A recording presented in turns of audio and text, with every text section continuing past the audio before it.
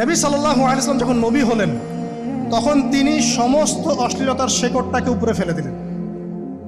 সভ্যতার ইতিহাস থেকে শুরু করে আমরা যত জাতির ধ্বংস দেখছি, এই ধ্বংসগুলো শিরকের কারণে হয়েছে, কুফরির কারণে হয়েছে, অবাধ্যতার কারণে হয়েছে। মাত্র কয়েকটা জাতির ক্ষেত্রে অশ্লীলতা, বেহায়াপনা, আপনার ফাহেসা কাজ, এগুলোর রিজন দেখানো হয়েছে।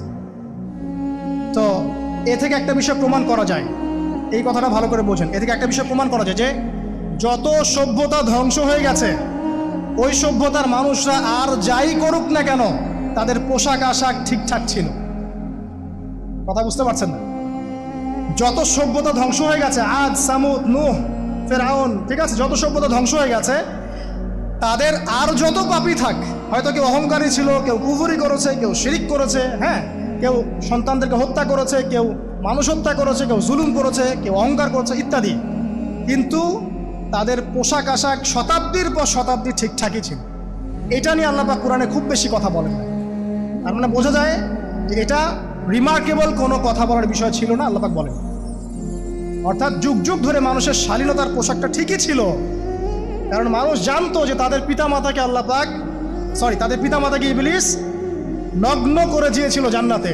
এই কথাটা মানুষের মাথার মতো ছিলই, এবং বিভিন্ন ধর্মগ্রন্থে এটার অস্তিত্ব আছে। আপনি শুধু ইসলাম না, অন্য যে কোনো ধর্মগ্রন্থ ঘাটেন, হিন্দু ধর্মগ্রন্থ ঘাটেন, সেখানে দেখবেন বলা হচ্ছে যেন মেয়েরা পর্দায় থাকে।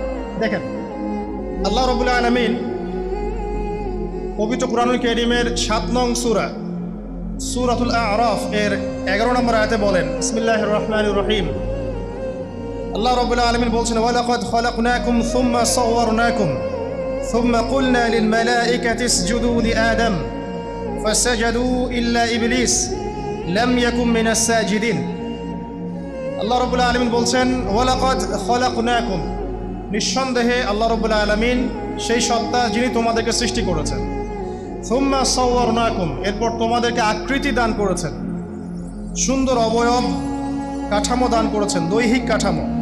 সুম্মা কুলনা লিল মালাইকাতি ইসজুদু লিআদম, এরপরে আল্লাহ রাব্বুল আলামিন সমস্ত ফেরেশতাদেরকে বলেছেন যে তোমরা আদমকে সিজদা করো।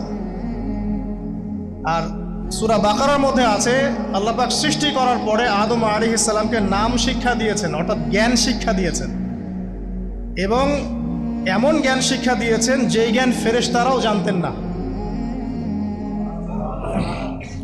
আল্লাহ পাক ফেরেশতাদেরকে বলেছিলেন যে তোমরা এই নামগুলো বলে দাও দেখি, যদি তোমরা সত্যবাদী হয়ে থাকো। ফেরেশতারা এই নামগুলো বলতে পারেননি। তারা বলেছিলেন, লা ইলমা লানা ইল্লা মা আল্লামতানা, আপনি আমাদেরকে যা শিখিয়েছেন এর বাইরে আমাদের কোনো জ্ঞান নেই। এরপর আল্লাহ পাক আদম আলাইহিস সালামকে বলেছেন, আদম তুমি নামগুলো বলে দাও দেখি। এরপর আদম আলাইহিস সালাম সুন্দর করে সব নামগুলো বলে দিয়েছেন, কারণ আল্লাহ পাক তাকে সেই জ্ঞান শিক্ষা দিয়েছিলেন। এরপরে আল্লাহ রাব্বুল আলামিন ফেরেশতাদেরকে বলেছেন, তোমরা আদমকে এখন সিজদা করো, কারণ জ্ঞানের মানদণ্ডে আদম তোমাদের চেয়ে শ্রেষ্ঠ। সুবহানাল্লাহ।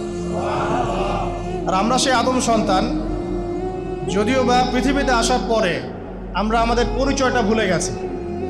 সেই আদম সন্তান, যে আদমকে আল্লাহ রাব্বুল আলামিন ফেরেশতাদেরকে দিয়ে সম্মানিত করলেন, সিজদা করালেন, সেই আদম সন্তান এখন আল্লাহর জমিনে শিরক করে, নবী সাল্লাল্লাহু আলাইহি ওয়াসাল্লামের সুন্নতের অনুসরণ করতে চায় না, নবীদের আদর্শ মানতে চায় না, কোরআন এবং সুন্নাহ মেনে জীবন করতে চায় না। সেই আদম সন্তান এখন জেনা করে, ব্যভিচার করে, মাদকদ্রব্য পান করে, সমকামী। সেই আদম সন্তান এখন ঘুষ খাচ্ছে, সুদ খাচ্ছে, দুর্নীতি করছে, অন্যের সম্পদ আত্মসাৎ করছে, অন্যায়ভাবে মানুষকে হত্যা করছে। এমন কোনো গুনাহ নাই যে সেই আদম সন্তান করছে না। কোন আদম সন্তান? যার পিতাকে আল্লাহ রাব্বুল আলামিন কি করলেন? ফেরেশতাদেরকে দিয়ে সেজদা করালেন। তাহলে চিন্তা করেন যে আমরা আমাদের পরিচয়টা কি পরিমাণ হারিয়ে ফেলেছি।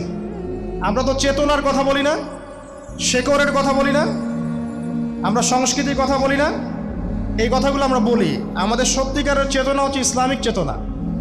সত্যিকারের শেকড় হচ্ছে এই শেকড় যে আমরা আদম আলাইহিস সালামের সন্তান, যে আদমকে আল্লাহ রাব্বুল আলামিন ফেরেশতাদেরকে দিয়ে সেজদা করিয়েছেন জ্ঞানের কারণে। আজকে সেই আদম সন্তান দেখবেন জ্ঞান অর্জন করতে চায় না, দিনের জ্ঞান অর্জন করতে চায় না, দুনিয়ার জ্ঞান অর্জন করতে চায়। দ্বীনের জ্ঞান অর্জন করতে চায় না, যে জ্ঞান তাকে পরকালে নাজাতের ওসিলা করবে, সেই কোরআনটুকু তিলাওয়াতও করতে চায় না, তিলাওয়াত করা শিখতেও চায় না, আগ্রহই নাই। তাহলে আমরা কি পরিমাণে আমাদের শেকড়টা ভুলে গেছি, চেতনা হারিয়ে ফেলেছি, আমাদের মূল সংস্কৃতি থেকে দূরে সরে আসছি, একটু চিন্তা করেন। সামনে যাই, আল্লাহ রাব্বুল আলামিন বলছেন, এরপর সুন্দর আকৃতি দিয়ে আদমকে আমি ফেরেশতাদেরকে দিয়ে সেজদা করালাম। ফাসাজাদু, সবাই সেজদা করলো, প্রত্যেকটা ফেরেশতাই কি করলো? সেজদা করলো। ইল্লা ইবলিস, কে সেজদা করলো না? ইবলিস। ইবলিস সেজদা করলো না। ইবলিস কে ছিল? সে কিন্তু কোনো ফেরেশতা ছিল না, সে কিন্তু কোনো ফেরেশতা ছিল না, সে ছিল একজন জিন। কানা মিনাল জিন্নি, সূরা কাহফে আল্লাহ পাক বলেছেন কানা মিনাল জিন্নি, সে জিনদের একজন ছিল। ঠিক আছে, সে আল্লাহ রাব্বুল আলামিনের এত বেশি ইবাদত করেছিল যে আল্লাহ রাব্বুল আলামিন তাকে এক পর্যায়ে ফেরেশতাদের উপরে একটা দায়িত্বশীল বানিয়ে দিয়েছিলেন। ঠিক আছে, তো কিন্তু তার মনের ভিতরে একটা কেবর বা অহংকার ছিল, যে অহংকারের কারণে সে কিন্তু আল্লাহ পাকের এই নির্দেশটা পালন করলো না, লঙ্ঘন করলো। আমরা সামনে যাই, লাম ইয়াকুম মিনাস সাজিদিন, আল্লাহ পাক বলছেন সে সেজদাকারীদের অন্তর্ভুক্ত ছিল না। কে? ইবলিস। আচ্ছা, ক্বালা, আল্লাহ পাক এবার বলছেন মা মানাআকা আল্লা তাসজুদা ইয আমারতুক, আল্লাহ পাক বলছেন হে ইবলিস, কিসে তোমাকে নিষেধ করলো, কে তোমাকে বারণ করলো আদমকে সেজদা করতে, যাকে আমি সেজদা করার আদেশ করেছি? কি জন্য করলে না? সোজা কথায়, তুমি কি জন্য সেজদা করলে না আদমকে? মা মানাআকা, তোমাকে কে বারণ করলো? এবার ইবলিস তার দলিল পেশ করছে, সে বলছে যে ক্বালা আনা খায়রুম মিন, সে বলল আমি আদমের চাইতে উত্তম। আসসালাতু খায়রুম মিনান নাওম, এটা জানেন না? ঘুমের চেয়ে নামাজ উত্তম। ঠিক এইভাবেই সে ইবলিস বলছে কি, আনা খায়রুম মিন, আমি তার চেয়ে উত্তম। কি কারণে উত্তম? খালাকতানি মিন নার ওয়া খালাকতাহু মিন তিন, হে আল্লাহ আপনি আমাকে সৃষ্টি করেছেন আগুন দিয়ে, জিনদেরকে কি দিয়ে সৃষ্টি করা হয়েছে? আগুন দিয়ে। ফেরেশতাদেরকে কি দিয়ে? নূর দিয়ে। তাহলে এখানে প্রমাণ হলো যে ইবলিস কিন্তু ফেরেশতা নয়, আমাকে সৃষ্টি করেছেন আগুন দিয়ে। ওয়া খালাকতাহু মিন তিন, এবং আদমকে সৃষ্টি করেছেন তিন মানে কাদামাটি দিয়ে।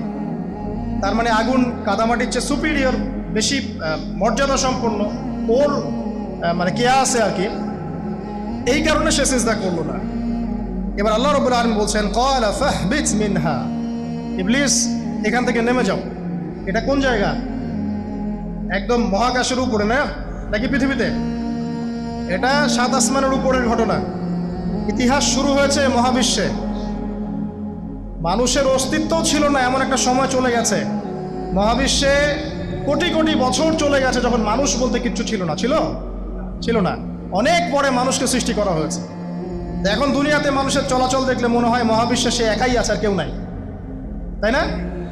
আচ্ছা, এটা দলিল কোরআনে আছে, সূরা দাহার 1 নম্বর আয়াত পড়ে দেখবেন, হাল আতা আলাল ইনসানি হিনুম মিনাদ দাহরি লাম ইয়াকুন শাইআম মাযকুরা, আল্লাহ পাক বলছেন মানুষের উপরে এমন সময় চলে গেছে যে মানুষ কোনো আলোচ্য বিষয় ছিল না, উল্লেখযোগ্য কোনো বিষয় ছিল না। তো সভ্যতার শুরুর ঘটনা হচ্ছে এটা, মানে মানব সভ্যতার একদম শুরুর শেকড়ের ঘটনা হচ্ছে এটা, একদম শুরুর চেতনা, শুরুর সংস্কৃতি শুরু হচ্ছে এখান থেকে। এবার ইবলিস বলছে আমি সেজদা করব না, বিকজ আমি তার চেয়ে সুপিরিয়র। আপনি তাকে সৃষ্টি করেছেন মাটি দিয়ে, আমাকে সৃষ্টি করেছেন আগুন দিয়ে, আমি তাকে সেজদা করব না। সে আল্লাহ পাকের আদেশ লঙ্ঘনই করলো না, বরং আল্লাহকে উল্টা একটা যুক্তি দেখালো যে আপনি ভুল, আমি ঠিক। নাউজুবিল্লাহ, আপনি আমাকে আদমকে সেজদা করতে বলছেন, এটাই ভুল, বরং উচিত হচ্ছে ও আমাকে সেজদা করবে। নাউজুবিল্লাহ। তো সে কিন্তু আবা ওয়াস্তাকবার, সে উদ্ধত হলো এবং অহংকারও প্রদর্শন করলো। আল্লাহ পাক বলছেন ক্বালা ফাহবিত মিনহা, এখন এখান থেকে নেমে যাও।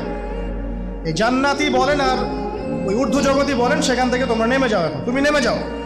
ফামা ইয়াকুনু লাকা আন তাতাকাব্বারা ফিহা, এখানে দাঁড়িয়ে তুমি অহংকার করবে এই অধিকার তোমাকে দেয়া হয় নাই। সোজা কথায় আল্লাহ পাক বলছেন এখানে দাঁড়িয়ে তুমি অহংকার করবে এই অধিকার তোমাকে দেয়া হয়নি। আল্লাহ পাক অহংকারীকে পছন্দ করেন না। অহংকারীদেরকে আল্লাহ পাক কিয়ামতের মাঠে পিঁপড়ার মতো উঠাবেন, তাদের আকৃতি মানুষের সমানও হবে না, ছোট ছোট কালো পিঁপড়ার মতো হবে এবং অন্ধকার ওদেরকে ঢেকে নিবে।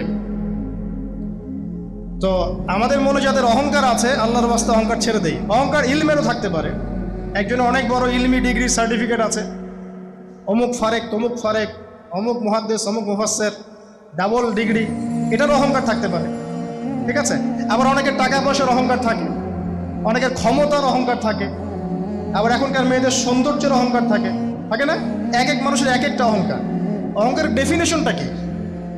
একজন সাহাবী নবী সাল্লাল্লাহু আলাইহি ওয়াসাল্লামকে বলছেন, ইয়া রাসূলুল্লাহ, আমি পছন্দ করি আমার গায়ের পোশাকটা সুন্দর হোক, আমার জুতা সুন্দর হোক, ঠিক আছে, আমার সুগন্ধি ভালো হোক, দামি হোক। এটা কি অহংকারের পরিচয়? নবী সাল্লাল্লাহু আলাইহি ওয়াসাল্লাম বলছেন, না, এটা অহংকারের পরিচয় নয়। বরং অহংকারের পরিচয় হচ্ছে অন্য মানুষকে তুচ্ছ তাচ্ছিল্য করা, এক, আর দুই হচ্ছে সত্যকে প্রত্যাখ্যান করা। মনে থাকবে, অহংকারের সংজ্ঞা কি? এক, অন্য মানুষকে তুচ্ছ তাচ্ছিল্য করা, আর দুই, সত্যকে প্রত্যাখ্যান করা। এখন সত্য কি?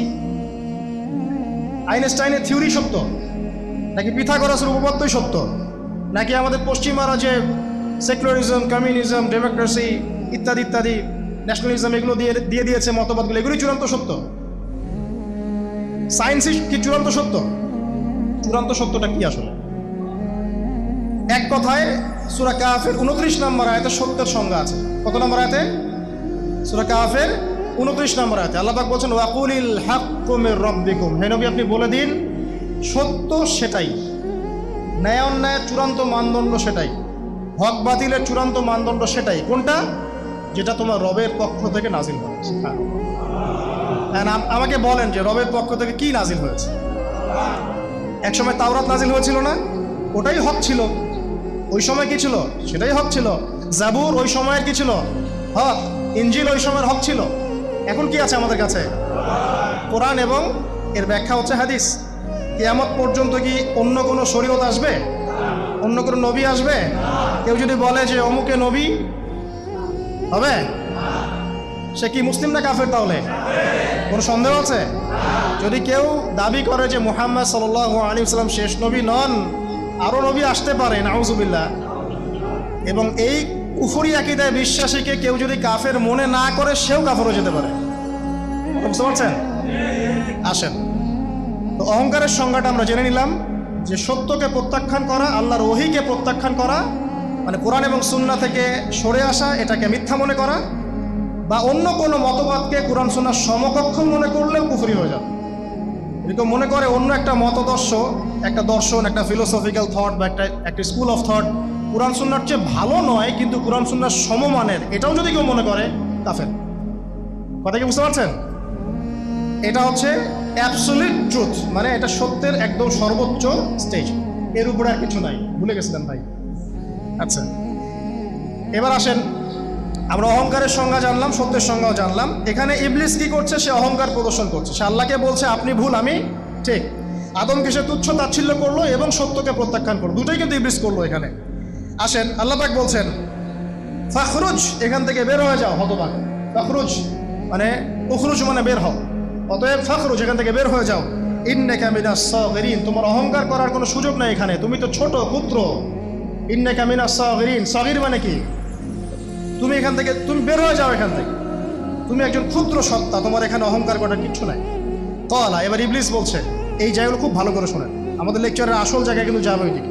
কলা, এবার ইবলিস বলছে আনজিরনি, শোনেন, ইবলিস বলছে আনজিরনি, হে আল্লাহ আমাকে অবকাশ দিন। কি বলছে? আমাকে অবকাশ দিন। ইলা ইয়াউমি ইউবআসুন, যেই দিন আপনি কিয়ামত ঘটাবেন, যেই দিন সবাইকে পুনরুত্থিত করবেন, ওই দিন পর্যন্ত আমাকে অবকাশ দিন। সূরা বাকারায় আছে, অন্য সূরা আছে, রব্বি আনজিরনি ইলা ইয়াউমি ইউবআসুন। ইবলিস বলছে হে আমার রব। কি বলছে ইবলিস?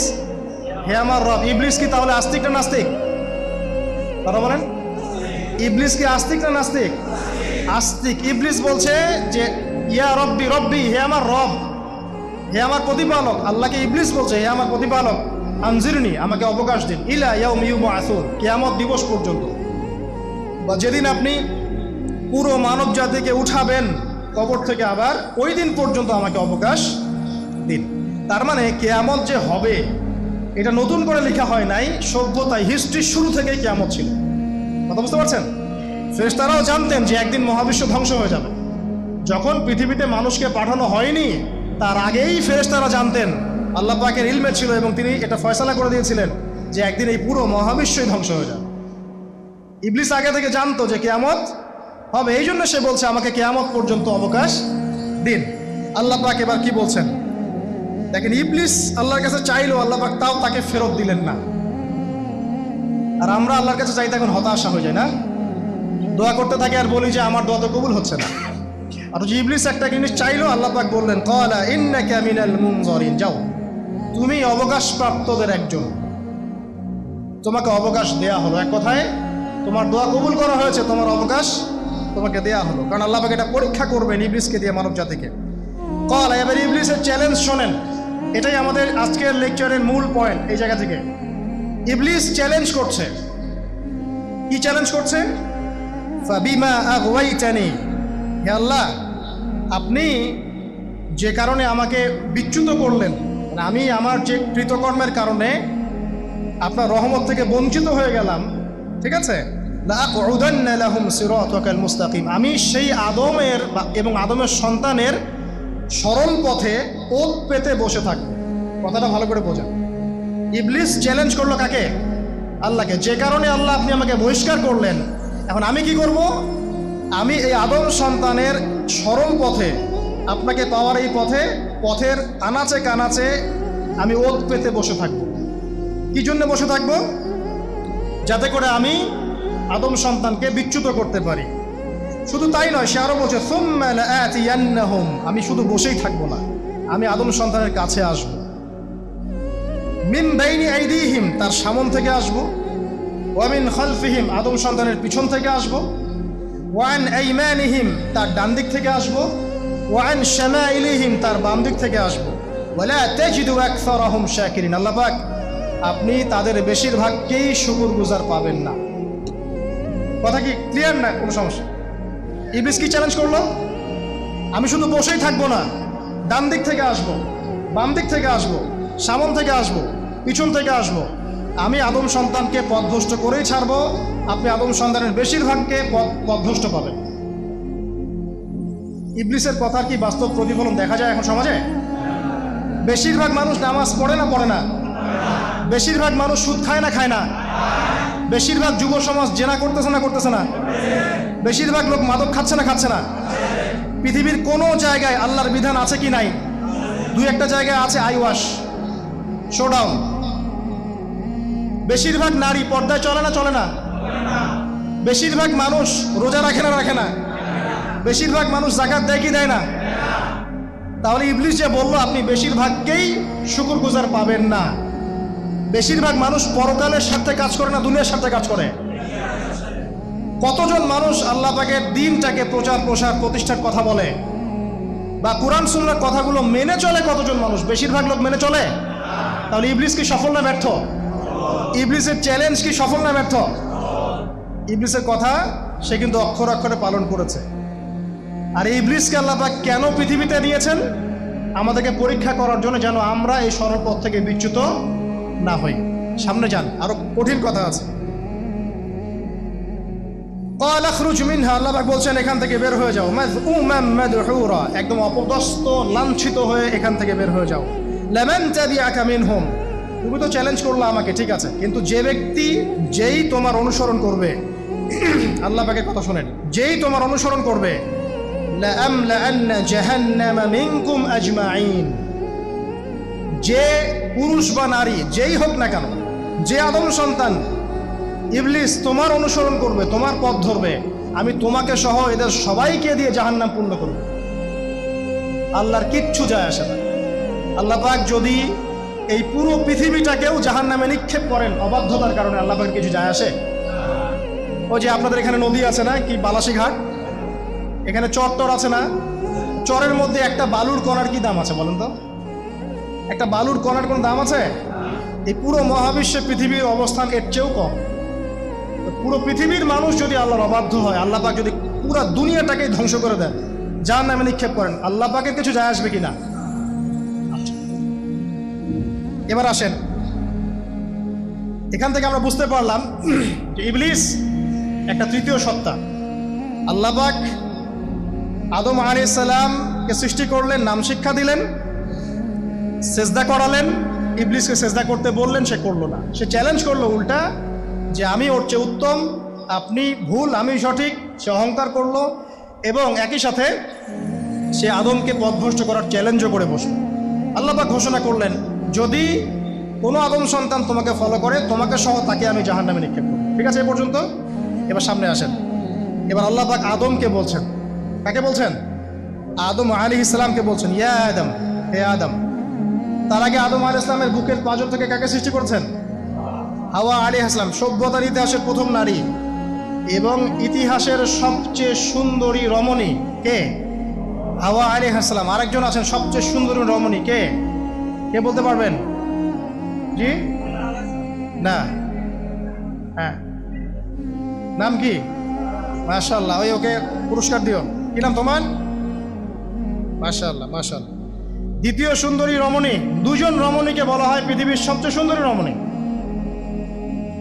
আপনি যাদেরকে দেখে সিডিউস হচ্ছেন, যদিও এদেরকে দেখে সিডিউস হওয়ার কিছু নাই, কারণ এরা তো সুন্দর না, কোনো দিক থেকে সুন্দর না, না পোশাকের দিক থেকে, না চেহারার দিক থেকে, না ফিজিক্যাল স্ট্রাকচারের দিক থেকে। এদেরকে দেখে তো পাগলও সিডিউস হবে না। তো আদম আলাইহিস সালাম এবং আদম আলাইহিস সালামের স্ত্রী হাওয়া আলাইহিস সালাম এবং সারা আলাইহিস সালাম ইতিহাসের সবচেয়ে সুন্দর রমণী। ইতিহাসের সবচেয়ে সুন্দর রমণী কাদের স্ত্রী ছিলেন? নবীদের না অন্য কারো? এই জন্যই বলি, আপনি যদি পবিত্র থাকেন, আল্লাহওয়ালা মানুষ হন, ইনশাআল্লাহ তাআলা আল্লাহ পাক আপনার ঘরে একজন নেককার পুণ্যবতী সুশ্রী স্ত্রী দান করবেন ইনশাআল্লাহ। আপনি যদি এইসব অশ্লীলতার গোলক ধাঁধায় পড়ে নিজের ঈমান হারিয়ে ফেলেন, চরিত্র হারিয়ে ফেলেন, সম্ভাবনা খুবই কম যে আপনি একজন দিনদার মেয়ে পাবেন। বরং আপনি এমন কাউকেই পেতে পারেন যে আপনার মতোই। ঠিক আছে, দেখবেন যে আপনি 10 ঘাটের পানি খেয়ে আসছেন, ও দেখবেন 12 ঘাটের পানি খেয়ে আসছে। আল্লাহ পাক আমাদের যুব সমাজকে হেফাজত করুন, আমিন। আল্লাহ পাক এবার আদম আলাইহিস সালামকে বলছেন, ইয়া আদম, হে আদম, উসকুন আনতা ওয়া যাওজুকাল জান্নাহ। আদম শোনো, তুমি এবং তোমার স্ত্রী দুইজন এখন জান্নাতে থাকো। কোথায় থাকো?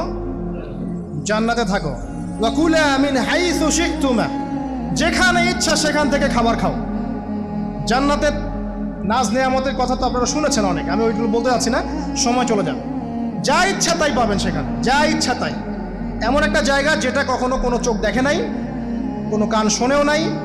চোখ না দেখলেও, কান না শুনলেও মানুষ মনে মনে অনেক কিছু কল্পনা করে না, এটা কল্পনাও করার সুযোগ নাই। এত উন্নত মানের একটা জায়গা। তোমরা দুজন এখানে থাকো, জান্নাতের যে কোনো জায়গায় যাও, খাওয়া দাওয়া করো, কোনো সমস্যা নেই। কিন্তু ওয়ালা তাকরাবা হাদিহিশ শাজারা, মানে কি, এই যে গাছটা আছে, এই গাছের কাছে যেও। একটা শর্ত খালি দিলাম, গাছের কাছে যেও না। গাছের নাম কি এগুলো আমাদের আলোচনার বিষয় না। বিষয়টা হচ্ছে আল্লাহ পাকের আদেশটা কি। গাছটা আম গাছ হতে পারে, জাম গাছ হতে পারে, কদু গাছ হতে পারে, যে কোনো গাছ হতে পারে। এটা নিয়ে আমাদের কোনো মাথা ব্যথা নাই। মাথা ব্যথা হচ্ছে আল্লাহ পাকের আদেশ, এই গাছের কাছে যেও না, বাস যেও না। আচ্ছা, ফাতাকুনা মিনাজ জালিমিন, যদি চলে যাও তোমরা দুজন এখানে, তাহলে তোমরা দুজন কিন্তু জালেম হয়ে যাবে। আল্লাহ পাকের হুকুম অবাধ্য করলে মানুষ কি হয়ে যায়? জালেম হয়। এই জন্য আমরা দোয়ায় বলি, আল্লাহুম্মা ইন্নী যালামতু নাফসি, বলি না? হে আল্লাহ, আমি আমার নফসের উপর জুলুম করেছি। রব্বানা যালামনা আনফুসানা, বলি না? আল্লাহ, আমরা আমাদের উপর জুলুম করেছি। তো আমরা যখন পাপ করি, মানে আমরা জুলুম করে ফেলেছি। তো তোমরা দুজন এই গাছের কাছে যেও না, যদি যাও তাহলে জুলুম করে ফেলবে এবং জালেম হয়ে যাবে। এবার ইবলিস তো আর বসে নাই, সে তো চ্যালেঞ্জ করেছে, করে নাই? আচ্ছা, এবার ইবলিস কি করছে? ফাওয়াসওয়াসা লাহুমা শাইতান, এবং ইবলিস এবার এদের দুজনকে ওয়াসওয়াসা প্রদান করতে শুরু করলো। ইবলিস কি করলো? ওয়াসওয়াসা প্রদান করতে শুরু করলো। ওয়াসওয়াসাটা এমন ছিল যে, হাল আদুল্লুকা আলা শাজারাতিল খুলদি ওয়া মুলকিন লা ইয়াবলা। ইবলিস এসে আদম এবং হাওয়া আলাইহিস সালাম তাদেরকে বলতে লাগলো যে, আমি কি তোমাদেরকে এমন কোনো গাছের কথা বলবো যেই গাছের ফল খেলে তোমরা চিরস্থায়ী হয়ে যাবে, কখনো মরবে না, এবং এমন রাজত্ব পাবে যে রাজত্বের কোনো ক্ষয় নাই। ইবলিসের টোপটা কি দেখলেন? চিরস্থায়িত্বের টোপ এবং কিসের টোপ? রাজত্বের টোপ। এটা সূরা তহার মধ্যে আছে। অন্য সূরায় আছে যে, আমি কি বলে দিব এমন গাছের কথা যেই গাছের ফল খেলে তোমরা ফেরেশতা হয়ে যাবে, কখনো মরবে না। তাহলে চিরস্থায়িত্বের টোপ এবং এই যে কিসের? রাজত্বের এই যে টোপ, এই দুইটা হচ্ছে মানুষকে আল্লাহর পথ থেকে ডিসিভ করার একটা মানদণ্ড। কথা বুঝতে পারছেন? এই পৃথিবীতে যত মানুষ পথভ্রষ্ট হয়ে গেছে, এরা কিন্তু ক্ষমতার জন্য হয়েছে অনেকেই, আর অনেকে চিরস্থায়িত্বের জন্য হয়েছে। ফেরাউন নমরুদ চিরস্থায়িত্বের লোভে পড়ে পথভ্রষ্ট হয়নি? আর ওই সময় থেকে শুরু করে এখনকার বিশ্বে যারা ক্ষমতাধর, এরা কি ক্ষমতার দাপটে পথভ্রষ্ট হচ্ছে না? এই দুটো হচ্ছে মানুষকে পথভ্রষ্ট করার মাধ্যম। ইবলিস খুব ভালো করেই জানতো। একটা কথা বলি নাই, যখন আদম আলাইহিস সালামকে তৈরি করে রাখা হয়েছে, সৃষ্টি করে রাখা হয়েছে, ইবলিস এর চারপাশে রাউন্ড দিচ্ছিল, তাওয়াফ করছিল, তাওয়াফ। এবং মানব শরীরের এবং মানব মস্তিষ্কের, মনের, মননের দুর্বল পয়েন্টগুলো সে ফাইন্ড আউট করছিল। কারণ সে কিন্তু অনেক জ্ঞানী ছিল, সে কিন্তু প্রচণ্ড জ্ঞানী ছিল। এখনও কিন্তু সে প্রচণ্ড জ্ঞানী। তাওয়াফ করে করে সে মানুষের দুর্বল জায়গাগুলো ফাইন্ড আউট করেছে। একটা হচ্ছে পেট, একটা প্রবৃত্তি, একটা হচ্ছে নারীর প্রতি আসক্তি, ঠিক আছে, একটা ক্ষমতার লোভ, একটা চিরস্থায়িত্বের লোভ। এগুলো হচ্ছে মানুষের দুর্বল জায়গা। ইবলিস এগুলো ফাইন্ড আউট করে ওইভাবে চাল দিয়েছে। কথা বুঝতে পারছেন? একটু খেয়াল করে দেখেন, এখনকার বিশ্বে যত অন্যায় হচ্ছে, ম্যাক্সিমাম পাপ হচ্ছে পেটের কারণে। পেট। সুদ খায় কেন? পেটের কারণে। ঘুষ খায় কেন? পেটের কারণে। ইভেন যে এখন জেনা করছে, ওদেরকে তো এখন যৌনকর্মী বলতে হয়, তাই না? সম্মান দিয়ে কথা বলতে হয়। তো যৌনকর্মী যারা, তারাও দেখবেন পেটের কারণেই করছে, পেটের কারণে। তারপর দেখবেন মানুষের সম্পদ আত্মসাৎ, ওই যে ছেলে মেয়ে বাল বাচ্চার জন্য। পেট মানে মূল জিনিসটা কি? পেট। এবং চিরস্থায়িত্ব, ক্ষমতার দাপট আর প্রবৃত্তির দাসত্ব, এগুলো হচ্ছে মানুষের সবচেয়ে দুর্বল পয়েন্ট। দেখবেন ম্যাক্সিমাম পাপ হচ্ছে মেয়েদের কারণে। মেয়েদের কারণে না? মেয়ের পিছনে। মেয়ের পিছনে আপনি চলে গেছেন, এখানে আত্মহত্যা করছে কেউ, কেউ এখানে আপনার জেনা করছে, কেউ ধর্ষণ করছে, কেউ পরকে লিপ্ত হচ্ছে। মানে মেয়েরই কোনো পাপ। ওই যে বলে না, দুইটা পাপ যাকে পেয়ে গেছে তার লাইফটা ক্র্যাশড। একটা হচ্ছে মেয়ে, আর একটা হচ্ছে টাকা। অর্থ সম্পদের লালসা যার মধ্যে পেয়ে বসেছে, এর জীবন শেষ। আর যার মেয়ের নেশা আছে, মেয়ের নেশা যার মধ্যে আছে, এর জীবন শেষ। একে আপনি হেদায়েতের পথে আনতে পারবেন না ইল্লা মাশা আল্লাহ, আল্লাহ পাক যদি না চান। আসেন, ইবলিস তাওয়াফ করছিল এবং সে কিন্তু টোপ দিল, চিরস্থায়িত্বের টোপ দিল। এবং কিসের টোপ দিল? ফেরেশতা হয়ে যাবে, অমর হয়ে যাবে। এবার আমাদের পিতামাতা আদম এবং হাওয়া আলাইহিস সালাম, তারা কিন্তু ফল খেয়ে ফেললেন। আর এটা এমন নয় একবার ওয়াসওয়াসা দিয়েছে বাস খেয়ে ফেলেছেন, এমন নয়। কন্টিনিউয়াসলি সেই কাজটা করেছে।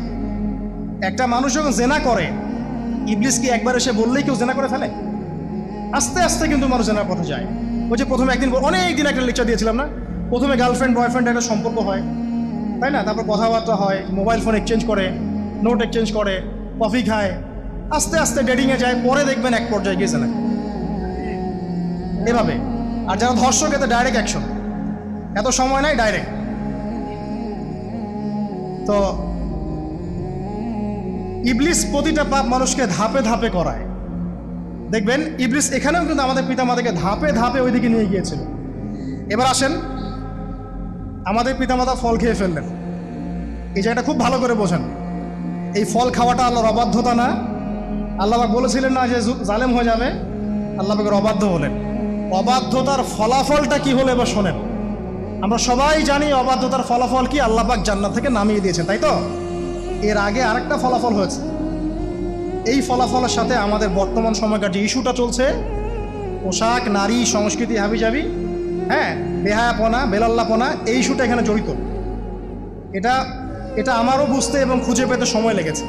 আমরা সবাই পড়েছি স্টুডেন্ট লাইফে, আদম এবং হাওয়া আলাইহিস সালাম আদেশ লঙ্ঘন করেছেন, সাথে সাথে আল্লাহ পাক জান্নাত থেকে কি করেছেন? নামিয়ে দিয়েছেন। ইবলিসকেও নামিয়ে দিয়েছেন, তারপরে হায়াত দিয়েছেন, এখানে পরীক্ষা করছেন, এই তো। এখানে আল্লাহ পাক দেখবেন আমাদের আমল কেমন, আমল ভালো হলে আবার জান্নাতে, খারাপ হলে আবার জান্নাত। কিন্তু এর আগেও একটা ঘটনা ঘটেছে।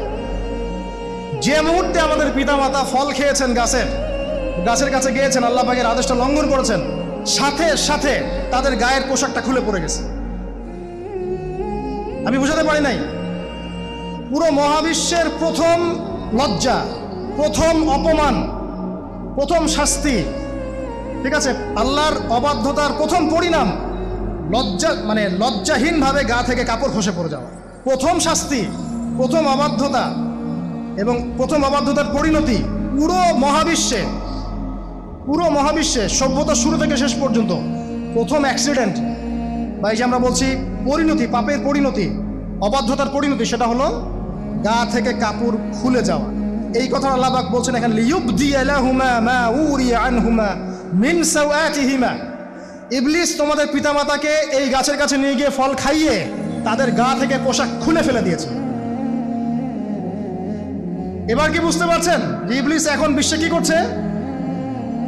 ইবলিস সেম কাজটা করছে আমাদের সাথে, আমাদের গা থেকে তারা পোশাক খুলে ফেলে দিচ্ছে। সভ্যতার শুরুর পাপ, সভ্যতার শুরুর পাপ বলছি না আমরা, এটা আসলে ভুল। সভ্যতার শুরুতে আদম এবং হাওয়া আলাইহিস সালাম যে ভুলটা করেছেন তার যে পরিণতি হয়েছে সেটা এটা ছিল না যে জান্নাত থেকে পৃথিবীতে নামিয়ে দেয়া, বরং পরিণতি এটা ছিল তাদের গা থেকে প্রথম কাপড় খুলে গেছে, তারা নগ্ন হয়ে গেছেন। ইবলিস সর্বপ্রথম আমাদের বাবা মাকে নগ্ন করেছে প্রলোভন দিয়ে, ক্ষমতার প্রলোভন, চিরস্থায়িত্বের প্রলোভন দিয়ে। আজকের বিশ্বেও কি ইবলিসের দোসররা সেম কাজটা করছে না? আজকের বিশ্বেও কি ইবলিসের মানুষরূপী দোসরগুলা সেম কাজটাই করছে না? সেম কাজটা করছে, আমাদের গা থেকে ওরা পোশাক খুলে ফেলছে। এরপর আল্লাহ পাক জান্নাত থেকে নামিয়ে দিয়েছেন, আগে কিন্তু এটা হয়নি, আগে পোশাক খুলেছে। এরপর কি হয়েছে জানেন? শোনেন, আল্লাহ পাক ওয়াকালা মা নাহাকুমা রাব্বুকুমা আন হাযিহি আশ-শাজারা ইল্লা আন তাকুনা মালাকাইন আও তাকুনা মিনাল খালিদিন। ইবলিস বলছিল যে তোমাদের রব তোমাদেরকে এই গাছের কাছে যেতে নিষেধ করেছে এই কারণে যে তোমরা এখানে গেলে মালাক হয়ে যাবে এবং চিরস্থায়ী হয়ে যাবে। ওয়াকাসামাহুমা ইন্নী লাকুমা লামিনান নাসিহিন। ইবলিস বলছিল যে আমি আল্লাহর কসম করে বলছি আমি তোমাদের শুভাকাঙ্ক্ষী। ফাদাল্লাহুমা বিগুরুর, ওদেরকে তারা পথভ্রষ্ট করলো, ইবলিস তাদেরকে পথভ্রষ্ট করলো। ফালাম্মা যাকাশ শাজারা, যখন তারা গাছের কাছে গেলেন, বাজাত লাহুমা সাওআতুহুমা, তাদের লজ্জাস্থানটা উন্মুক্ত হয়ে গেল, কাপড় খুলে পড়ে গেল। এটাই বলতে যাচ্ছিলাম।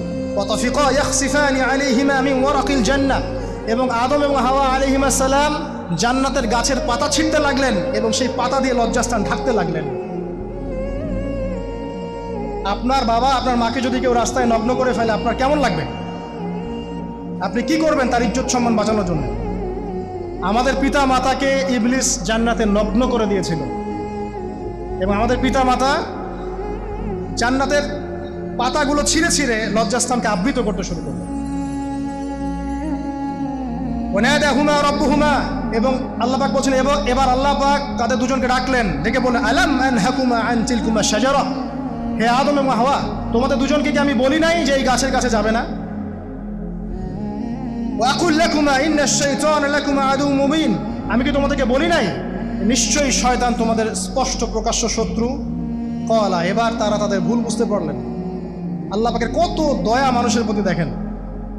ইবলিসও আল্লাহর অবাধ্য ছিল, আল্লাহ পাক তাকে বহিষ্কার করে কাফের বানিয়ে দিয়েছেন, চিরস্থায়ী লানত করেছেন। আমাদের পিতা মাতাও ভুল করেছেন, বাট আল্লাহ পাক তাদেরকে চিরস্থায়ী জাহান্নামী করেন নাই। আল্লাহ পাক তাদেরকে দয়া পরবশ হয়ে ক্ষমা করে দিয়েছেন। শুধু তাই নয়, আল্লাহ পাক এত মহব্বত করেন আদম সন্তানকে যে তওবা করার যে কালিমাটা, সেই কালিমাটাও আল্লাহ পাক আদম এবং হাওয়াকে শিখিয়ে দিয়েছেন। সুবহানাল্লাহ, কোন কালিমা দিয়ে তওবা করবো, কি পড়বো, এটাও তারা বুঝতে পারছিলেন না। আল্লাহ পাক তখন শিখিয়ে দিয়েছেন। ক্বালা, তারা বলল রব্বানা, হে আমাদের প্রতিপালক, যালামনা আনফুসানা, আমরা আমাদের উপর জুলুম করেছি নফসের উপরে, ওয়া ইল্লাম তাগফির লানা ওয়া তারহামনা লানাকুনান্না মিনাল খাসিরিন। এই দোয়াটা করলেন আমাদের পিতামাতা, আল্লাহ পাক মাফ করে দিলেন। কিন্তু মাফ করার পরে আর জান্নাতে থাকা হলো? এই পৃথিবীতে নামিয়ে দেওয়া। পৃথিবীতে নামিয়ে দেওয়ার পরে একটা হায়াত দেওয়া হলো, কারো 50, 60, 70, 100, 200, 500, 1000 ইত্যাদি, এবং আল্লাহর পক্ষ থেকে ঐশী গ্রন্থ পাঠানো হলো, কখনো তাওরাত, কখনো জাবুর, কখনো ইনজিল ইত্যাদি, কখনো কোরআন। শর্ত দেয়া হলো যারা আল্লাহ পাকের এই ঐশী গ্রন্থগুলো মেনে চলবে তারা ইনশাআল্লাহ আবার মৃত্যুর পর সেই জান্নাতে ফিরে যাবে যেখান থেকে তারা বহিষ্কৃত হয়েছে। আর যে বা যারাই আল্লাহ পাকের এই আয়াত, নিদর্শন এবং ঐশী গ্রন্থগুলোকে অস্বীকার করবে, এটাকে মিথ্যা প্রতিপন্ন করবে, আল্লাহ পাক এদের সবাইকে দিয়ে জাহান্নাম পূর্ণ করবে ইনশাআল্লাহ। আল্লাহ পাক এটাও বলেছেন যে আল্লাহ পাক ওয়ালাকাদ যারানা লিজাহান্নামা কাসীরাম মিনাল জিন্নি ওয়াল ইনস, আল্লাহ পাক বহু মানুষ আর জিনকে দিয়ে জাহান্নাম পূর্ণ করবেন। আর এই দুই জাতিকে পাঠানো হয়েছিল পৃথিবীতে শুধু আল্লাহর ইবাদত করার জন্য। ওয়া মা খালাকতুল জিন্না ওয়াল ইনসা ইল্লা লিয়াবুদুন, এরা সেটা করে নাই। এই কারণে আল্লাহ পাক হাদিসের মধ্যে জানিয়েছেন প্রতি 1099 জন মানুষকে আল্লাহ পাক জাহান্নামে পাঠিয়ে দেবেন, তবে বেশিরভাগ জান্নাতি হবে এই উম্মতে মুহাম্মাদের মধ্যে। এবার শোনেন, আমাদের পিতামাতার এই পরিণতির পর আল্লাহ পাক যখন আমাদেরকে পৃথিবীতে পাঠালেন আল্লাহ পাক আমাদেরকে নগ্ন করে পৃথিবীতে রাখেন নাই। সুবহানাল্লাহ। আল্লাহ পাক আসমান থেকে লিবাস পাঠিয়েছেন। এই যে সমাজ বিজ্ঞানের বইগুলোতে লেখা আছে না, মানুষ আগে নগ্ন ছিল, গাছের ছালপাতা পরে থাকতো, তারপরে বন্যপ্রাণী শিকার করতো, গুহায় গুহায় থাকতো। বোগাস, মিথ্যা, বাজে কথা এগুলো, একদম টোটাল মিথ্যা কথা এগুলো। আল্লাহ রাব্বুল আলামিন সভ্যতা শুরু করেছেন নবী দ্বারা, সভ্যতা শেষও করবেন নবী দ্বারা। প্রত্যেক যুগে যুগে সভ্যতার ধারক এবং বাহক ছিলেন নবীগণ। আর আদম আলাইহিস সালাম পৃথিবীতে আসার পর নগ্ন হয়ে থাকেন নাই। আল্লাহ পাক আসমান থেকে লেবাস পাঠিয়েছিলেন। সুবহানাল্লাহ। আল্লাহ পাক আমাদেরকে নগ্ন করে রাখেন নাই। এবার দেখেন আল্লাহ পাক কি বলছেন, ইয়া বানি আদম, হে বনু আদম। কাদেরকে বলছেন? আমাদেরকে। قد أنزلنا عليكم لباسا يواري سوآتكم وريشا, হে বনু আদম, আমি তোমাদেরকে নগ্ন ছেড়ে দিচ্ছি না, আমি তোমাদের জন্য লেবাস আর পোশাক পাঠাচ্ছি, যেই পোশাক দিয়ে তোমরা তোমাদের লজ্জাস্থানকে আবৃত করবে এবং সৌন্দর্য বর্ধন করবে। এটা করছি না আমরা এখন? আচ্ছা।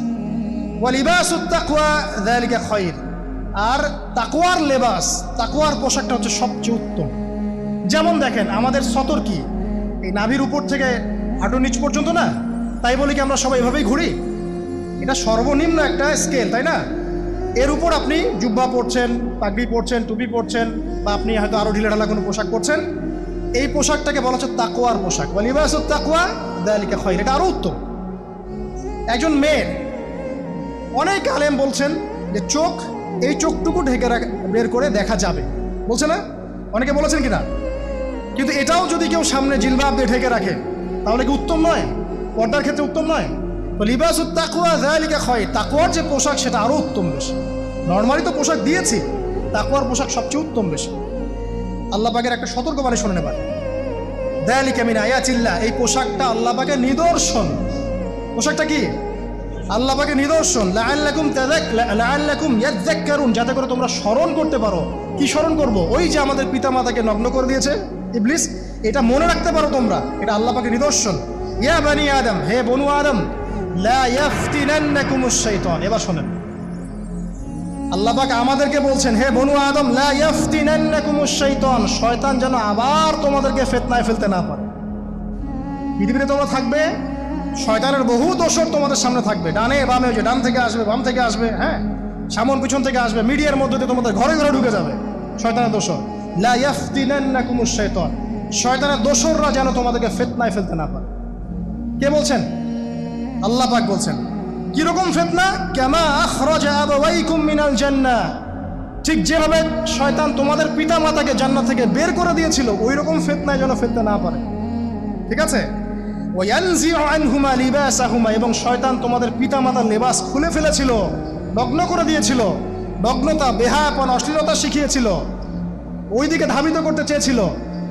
শয়তানের দোসররা যেন এটা করতে তোমাদের সাথে না পারে। সতর্ক থাকবে। লিউরিয়াহুমা সাওআতিহিমা, যাতে করে তোমাদের লজ্জাস্থানটা উন্মুক্ত হয়ে যায়। ইন্নাহু ইয়ারাকুম, নিশ্চয় শয়তান তোমাদের সবাইকে দেখতে পায়। হুয়া ওয়া কাবিলুহু, সে এবং তার পুরো কবিলার লোকজন। মিন হাইসু লা তারাউনাহুম, এমন জায়গা থেকে যে জায়গা তোমরা দেখতে পারো। আর শয়তান এবং তার অনুসারী যারা আছে, মানুষ আর জিন, তারা তোমাদেরকে দেখতে পারে এমন জায়গা থেকে যা তোমরা দেখো না। আমরা যারা এই বিশ্বে আছি, আমরা সবাই এখন খেলার পুতুলের মতো খেলছি। যারা নিয়ন্ত্রণ করে বিশ্ব, এদেরকে কেউ দেখতে পারে না। এরা মানুষ শয়তান, কথা বুঝতে পারছেন? আর এমনি জিন শয়তান যারা আছে, এদেরকে তো আমরা দেখতে পারি না, অনেক দূর থেকে তারা আমাদেরকে দেখতে পারে। আল্লাহ পাক সতর্ক করছেন এটা। ইন্না জাআলনা আশ-শায়াতিন আউলিয়া লিল্লাযিনা লা ইউমিনুন, শোনেন, নিশ্চয়ই যারা আমার প্রতি ঈমান আনে না বা আমার অবাধ্য হয়, আমার আদেশ মানে না, তাদের সাথে আমি শয়তানকে বন্ধু বানিয়ে দিয়েছি। এবার বুঝলেন কেন বললাম এরা মানুষ শয়তান? বিকজ এদেরকে আল্লাহ পাক শয়তানের বন্ধু বানিয়ে দিয়েছেন। এরা শয়তানের বন্ধু। অন্য সূরায় আছে, শয়তান, জিন শয়তান মানুষ শয়তানকে ওহী করে। জিন শয়তান মানুষ শয়তানের মাথায় এসব বুদ্ধি ঢালে। শয়তানি বুদ্ধিগুলো শয়তান মানুষের মাথায় ঢালে, মানে মানুষ মাথাটা আগে সে রিড করেছে কাকে কোন দিক দিয়ে রিসিভ করা যাবে। ঠিক আছে? আচ্ছা, এরপরে আরো আল্লাহ পাক বলছে, ওয়াইদা ফাআলু ফাহিশাতান, তারা যখন কোনো ফাহেসা কাজ করে, নোংরা বেহায়ার মতো কাজ করে, ক্বালু, তারা বলে, ওয়াজাদনা আলাইহি আবানা, এরকম করেই আমরা আমাদের পিতা মাতাদেরকে পেয়েছি। মানে যুগ যুগ ধরে এই সংস্কৃতি চলে আসছে, নগ্নতার সংস্কৃতি, বলে না? কথা বুঝতে পারছেন না? এই কথাই তারা বলে, যেটা কোরআনে আছে। আল্লাহ পাক বলছেন ক্বালু ওয়াজাদনা আলাইহি আবানা, তারা বলে আমাদের পিতৃপুরুষদেরকে আমরা হাজার বছর থেকে দেখেছি এইভাবেই ড্রেস আপ করতে, এমনিই ব্লাউজ ছাড়া শাড়ি পরতে দেখেছি, এমনিই দেখেছি পেট বের করে চলতে, এমনিই দেখেছি এই শর্ট কামিজ পরে চলতে, নগ্ন হয়ে চলতে। এখন তো বিকিনি সংস্কৃতি আসে এবং এটা মুভমেন্ট চলছে, মানে মানুষের দেহ থেকে কাপড় খুলে ফেলার মুভমেন্ট, আন্দোলন শুরু হচ্ছে, ঠিক আছে। এবং দোহাই হচ্ছে আমরা হাজার বছর থেকে এমনিই চলছে। এই যে আল্লাহ পাক বলছেন ওয়াজাদনা আলাইহি আবানা, আমরা এর উপরে আমাদের পিতা মাতাদেরকে পেয়েছি। ওয়াল্লাহু আমারনা বিহা, এরা আরো বলে আল্লাহ আমাদেরকে এই আদেশ করেছেন। নাউযুবিল্লাহ। আল্লাহ বলছেন আল্লাহ পাকের আদেশ কি? কুল ইন্নাল্লাহা লা ইয়া'মুরু বিল ফাহশা, নিঃসন্দেহে আল্লাহ পাক কোনো ফাহেশা কাজের আদেশ করতেই পারেন না। পারেন? নিঃসন্দেহে আল্লাহ পাক কোনো ফাহেশা, বেলাল্লাপনা, বেহায়ার মতো কোনো আদেশ, বেহায়াপনার কোনো কাজের আদেশ করতে পারেন না। আতাকুলুনা আলাল্লাহি মা লা তা'লামুন, তোমরা কি আল্লাহ সম্পর্কে এমন কথা বলছো যেই কথা তোমরা জানো না? এই পর্যন্ত থাক, এবার আসেন বাস্তবতায় আসেন। এতটুকু যে আমরা হিস্ট্রির সূচনার কথাগুলো বললাম, এখানে আপনারা কিন্তু প্রথম একটা দলিল পেলেন মানুষের দেহ থেকে পোশাক খুলে ফেলে। এরপর আমি পুরো কোরআনটা ঘাটার চেষ্টা করেছি, আদম আলাইহিস সালাম থেকে শুরু করে মুহাম্মদ সাল্লাল্লাহু আলাইহি ওয়াসাল্লাম পর্যন্ত হাজার হাজার শতাব্দী চলে গেছে, তাই নাই? হাজার হাজার বছর চলে গেছে, বহু জাতি এসেছে, বহু জাতি চলেও গেছে। আমরা কি প্রথম জাতি নাকি? এর আগে কত জাতি পৃথিবীতে এসেছে, চলেও গেছে, গেছে না? আচ্ছা, কোরআন ঘেটে ঘেটে ক্লান্ত হয়ে যাওয়ার পর আমরা এমন কোনো জাতি পাচ্ছি না যাদের কথা আল্লাহ পাক বলেছেন যে আমি তাদেরকে ধ্বংস করেছি অশ্লীলতার কারণে বা এই আপনার বেলাল্লাপনার কারণে বা ফাহেশা কাজের কারণে। সরাসরি এই একটা কারণ দেখে আল্লাহ পাক কোনো কওমকে ধ্বংস করেছেন খুব রেয়ার, খুঁজে পাওয়া যাচ্ছে না। শুধু 3টা জায়গা বের করতে পেরেছি। কয়টা জায়গা? 3টা। 1 নাম্বার দেখেন, আদম আলাইহিস সালাম পরে নূহ আলাইহিস সালাম না, এই জাতিটাকে আল্লাহ পাক ধ্বংস করেছেন না? এই ধ্বংসটাকে আল্লাহ পাক এই বেপরদামির কারণে করেছেন, অশ্লীলতার কারণে করেছেন, পোশাকের অপসংস্কৃতির কারণে করেছেন? করেন না, শিরকের কারণে করেছেন। কি কারণে? শিরক।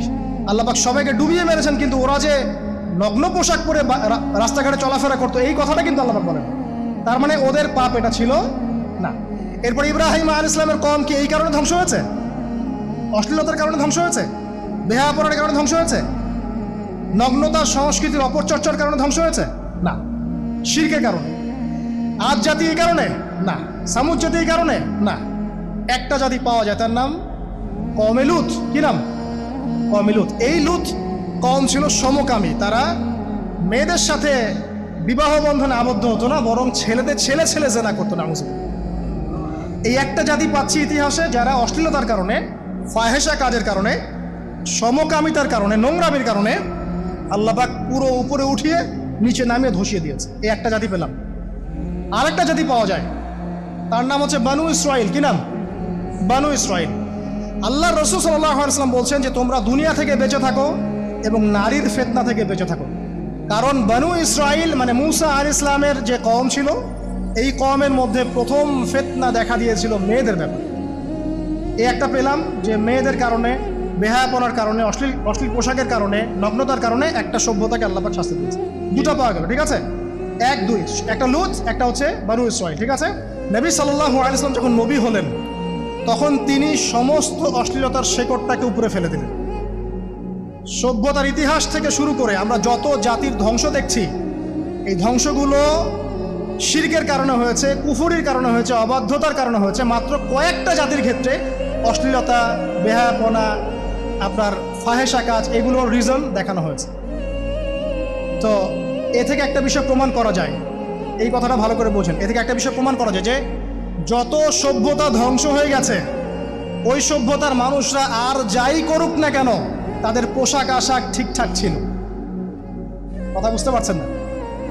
যত সভ্যতা ধ্বংস হয়ে গেছে, আদ, সামুদ, নূহ, ফেরাউন, ঠিক আছে, যত সভ্যতা ধ্বংস হয়ে গেছে, তাদের আর যত পাপী থাক, হয়তো কেউ অহংকারী ছিল, কেউ কুফরি করেছে, কেউ শিরিক করেছে, হ্যাঁ, কেউ সন্তানদেরকে হত্যা করেছে, কেউ মানুষ হত্যা করেছে, কেউ জুলুম করেছে, কেউ অহংকার করেছে ইত্যাদি, কিন্তু তাদের পোশাক আশাক শতাব্দীর পর শতাব্দী ঠিকঠাকই ছিল।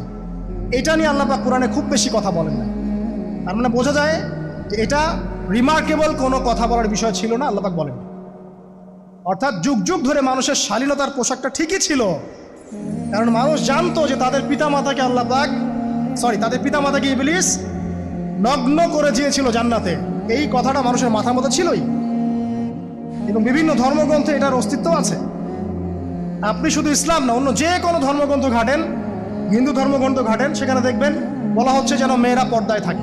দেখেন, পরে দেখেন, বেদের মধ্যে এটা আছে, আমি গতকালকেও স্টাডি করছি।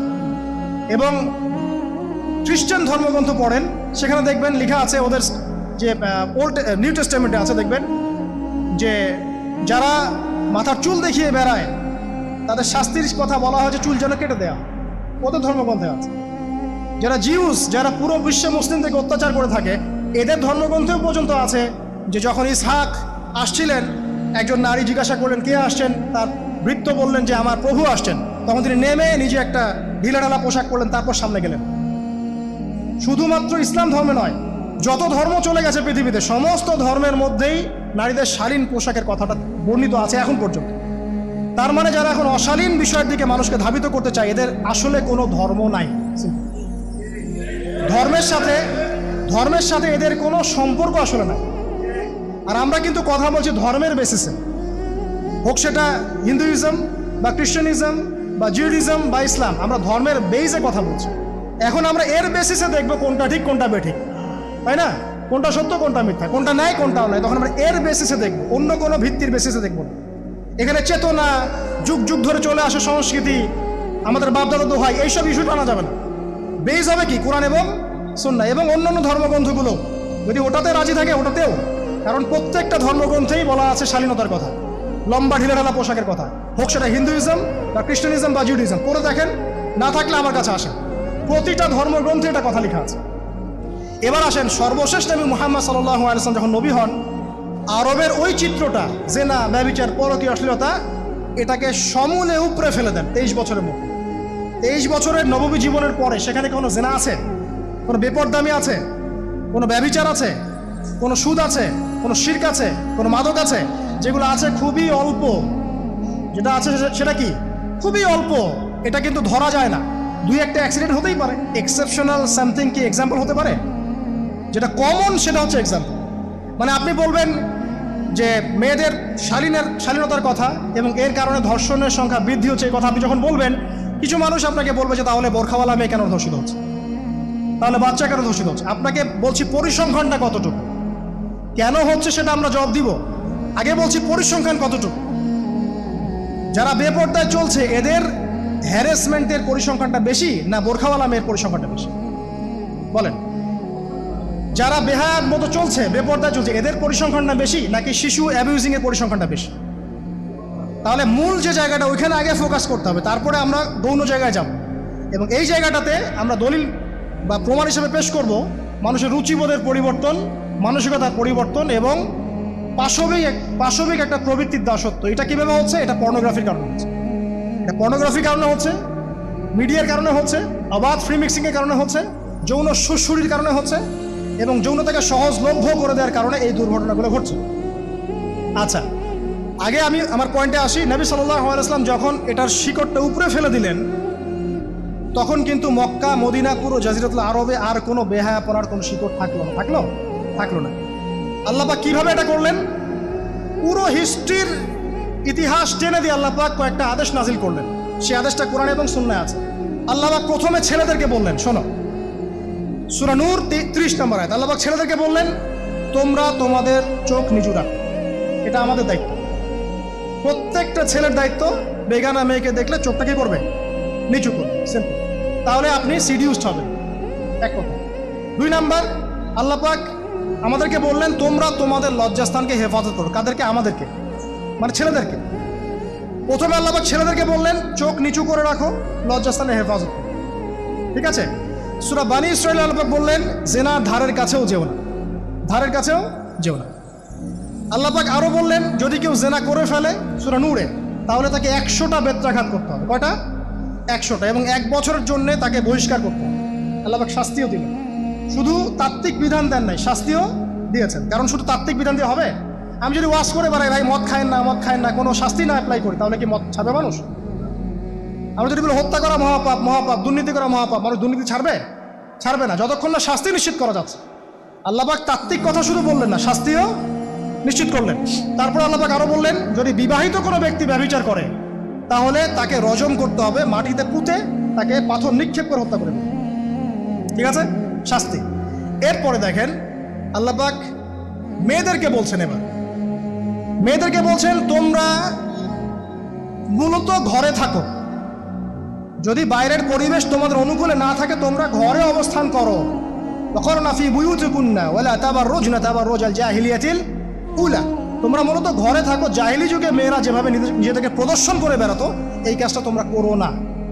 যদি করো তাহলে সমাজে বেহায়াপনা ফায়সা বেড়ে যাবে, তোমরা নিজেরাই ক্ষতিগ্রস্ত হবে, যেটা ওরা হচ্ছে এখন।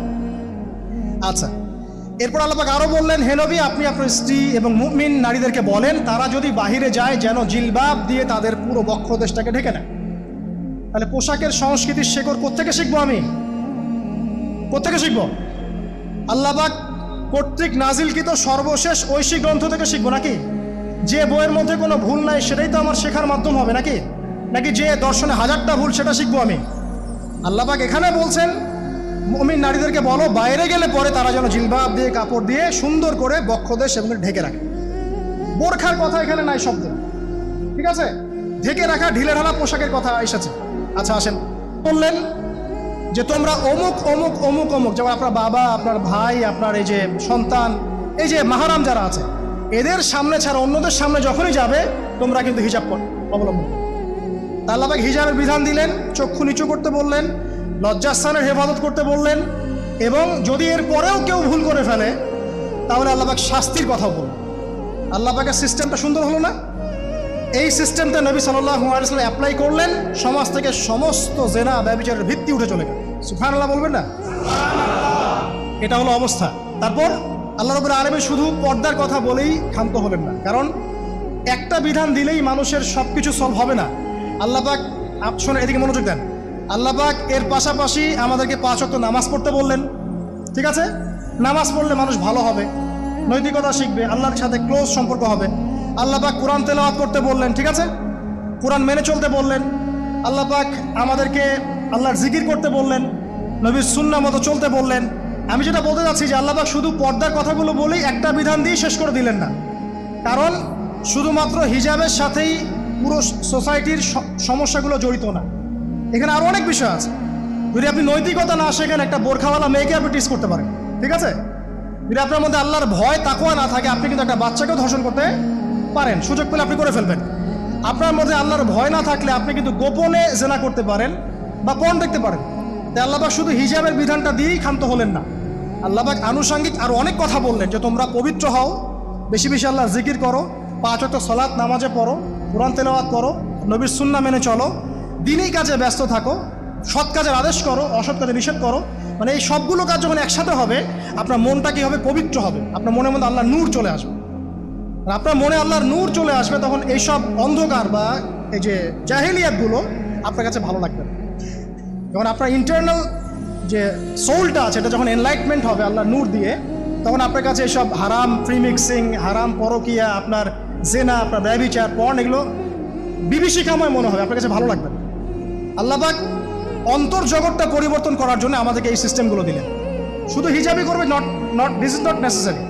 এর সাথে আরো অনেক বিষয় থাকবে, নামাজ, রোজা, হজ, জাকাত, হ্যাঁ, হজ, উমরা, তাজকিয়া, জিকির আজগার, কোরআন তেলাওয়াত, আমর বিল মারুফ, নাহি আনিল মুনকার, সব একত্রিত হবে। আবার হিজাবও চলবে। এরপরে যদি কেউ সীমা লঙ্ঘন করে শাস্তিও আছে। পুরো সিস্টেমটা সুন্দর না? এই সিস্টেমটা যখন আল্লাহ পাক তার রাসূল মুহাম্মদ সাল্লাল্লাহু আলাইহি ওয়াসাল্লামের মাধ্যমে লঞ্চ করলেন আরবের মধ্যে, আরবে না কোনো জেনা থাকলো, না কোনো ব্যভিচার, না কোনো মাদক, না কোনো পর্ন, না কোনো এই যে নারীর অবমাননা, কিছুই থাকলো না। একটা মেয়ে 300 মাইল দূর থেকে এসে একা হজ করে চলে যায়, তো কেউ তার দিকে তাকাতো না। এমন যুগ চলে গেছে। মহিলা সাহাবী রণকৌশল মানে যুদ্ধের বর্ম পরে উহুদে যুদ্ধ করেছেন, কেউ তার দিকে তাকায়নি, তাকিয়েছে? তাকায়নি। এখন ওই যুগটা আপনি দেখেন, রাসূল সাল্লাল্লাহু আলাইহি ওয়াসাল্লামের যুগ, আবু বকর সিদ্দিক, ওমর ইবনুল খাত্তাব, ওসমান আলী, এই খুলাফায়ে রাশেদার স্বর্ণ যুগটাকে আপনি দেখেন। ওই যুগে আপনি রেপের হার কত পার্সেন্ট মহিলা রেপ হয়েছে? ওই যুগে কত পার্সেন্ট মেয়ে জেনায় লিপ্ত হয়েছে? ওই যুগে কত পার্সেন্ট ছেলে মেয়ে ধর্ষণ করেছে? ওই যুগে কত পার্সেন্ট নারীর শ্লীলতাহানি হয়েছে, কত পার্সেন্ট নারীকে টিজ করা হয়েছে, কত পার্সেন্ট মেয়েকে মার্ডার করা হয়েছে, কত পার্সেন্ট মেয়েকে যৌতুকের জন্য চাপ দেওয়া হয়েছে। একটু পরিসংখ্যানটা দেখান আমাদেরকে। সভ্যতা করতে লাফাচ্ছেন। ওই সভ্যতায় যা হয়ে গেছে, নবী সাল্লাল্লাহু আলাইহি ওয়াসাল্লাম থেকে শুরু করে খোলাফায়ে রাশিদুল যুগে যা হয়েছে, এই পার্সেন্টেজগুলোর সাথে বর্তমান পার্সেন্টেজকে মিলান, মিলবে? ওই যুগে রেয়ার জেনা দুই একটা হয়েছে, মদ খেয়েছে মানুষ রেয়ার কয়েকজন, মানুষ ব্যভিচার করেছে রেয়ারলি 2-4 জন, 100 বছরে 2-4 জন। ওই যুগে দেখবেন মানুষ পরকীয়ার নামই জানতো না, সমকামিতা কি জিনিস মানুষ জানতোই না, শর্ট পোশাক বিকিনি সংস্কৃতি কি মানুষ জানতো না, ঠিক আছে?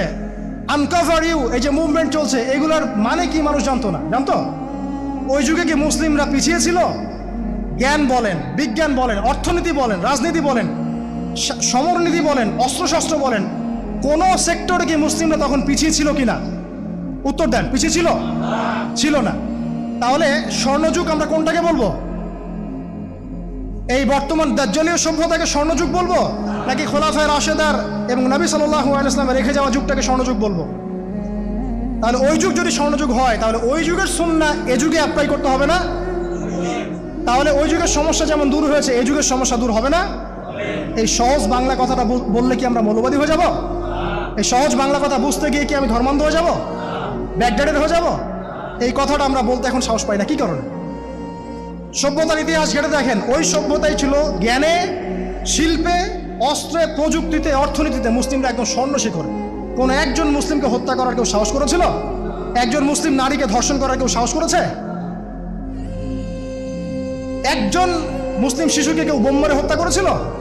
আজকে বিশ্বের দিকে আপনি তাকিয়ে দেখেন, শত শত নারী ধর্ষিত হচ্ছে, শত শত বোমা মেরে আমাদের বাচ্চাদেরকে হত্যা করা হচ্ছে, মুসলিমদেরকে পুরো ডমিনেট করা হচ্ছে। আজকে রাজনৈতিক নিয়ন্ত্রণ, অর্থনৈতিক নিয়ন্ত্রণ, পলিটিক্যাল, আপনার সোশ্যাল মিডিয়া, প্রযুক্তি যা যা আছে সব নিয়ন্ত্রণ পশ্চিমাদের হাতে, সমস্ত নিয়ন্ত্রণদের হাতে। এই যে পালাবদল হলো সময়ের, এটা কেন হলো? বিকজ 1 নম্বর ইস্যু হচ্ছে আমরা কোরআন এবং সুন্নাহ থেকে দূরে সরে আসছি। 2 নম্বর আমরা শয়তানের সেই ধোঁকায় পড়ে গেছি, যে ধোঁকা থেকে আমরা বেরোতে পারিনি, আল্লাহ পাক সতর্ক থাকতে বলেছিলেন। 3 নম্বর আমরা ইলম চর্চা ছেড়ে দিয়েছি।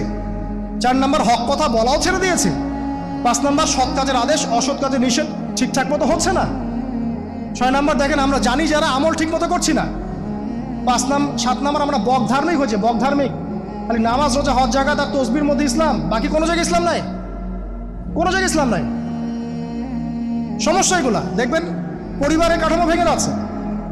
আমরা কোরআন সুন্নাহকে হাতে নিয়ে ওয়ার্ল্ডকে চ্যালেঞ্জ করতে পারি নাই, ডিল করতে পারি নাই, এবং পশ্চিমা এবং অন্যান্য সভ্যতার যে নোংরা মতাদর্শগুলো আছে এগুলোকে ঢালাওভাবে আমরা গ্রহণ করেছি, এবং আস্তে আস্তে আস্তে আস্তে পুরো মুসলিম বিশ্বে এগুলো ছড়িয়ে গেছে। এখন আপনি পেপার পত্রিকা খুললে দেখবেন 4টা 5টা 10টা ধর্ষণ, এই মেয়ে রেপ, এই মেয়ে ডাকাতি, ওইখানে হত্যা, এখানে যৌতুক, এখানে অমুক তমুক, সুদ, ঘুষ, জেনা, ব্যভিচার, নিত্য নৈমিত্তিক ব্যাপার। কারো এগুলো নিয়ে কোনো মাথা ব্যথাও নাই, এগুলো খুব সিম্পল সাধারণ ব্যাপার এখন আমাদের কাছে।